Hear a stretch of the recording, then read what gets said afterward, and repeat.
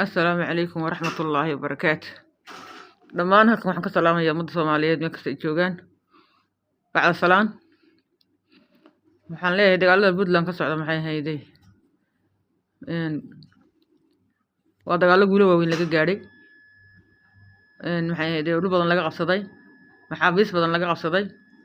khawaarijtii maxay hayday suxun baa loo galay waan leeyahay guulaysta waan leeyahay ciidamada Puntland meel fiican baa marinaysaan ilaahay waxaan ka baryayaa in si degdeg loo soo afjaro maxay hayday intii dhimatay ilaahay u naxariisto inta dhaawacaana maxay hayday ilaahay caafiyo waxaan yeeshaynaa guul weyn waana muuqataa guushii wax yar baa dhiman marka maxay hayday waxaan soo bandhigayaa maxay hayday dhulka laga qabsaday mid ka mid ah meel godaho dheer aad muddo il markaad aragto marka Falastiin baa waxaa ka jira mataqaana qasameys la yiraahdo baa godad noocaas samaysan jirtay oo ilaa Masar ay uga gudubto oo taxadka dhulka hoosta oo sida u dheer ilaa Masar gaaray Masar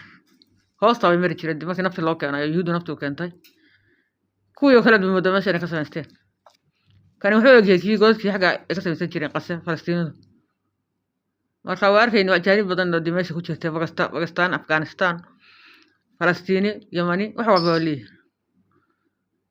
marka waxaan leeyahay dadka xaqdarada ku yimi dhulkeena oo ku soo duulay diinta islaamka ummadda Soomaaliyeed ummadda islaameed oo dhalinyarada doonayeen aqoonta ka lumiyaan ka haystaan qaar badan waa ka haysteen sidaan arkayay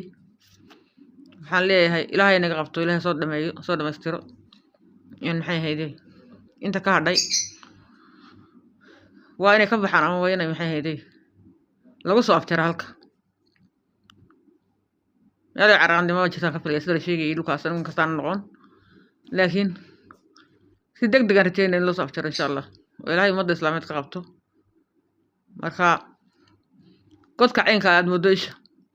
وأدوك اللي قصار من كسا أدوار تحدوه إلا أنا تمشي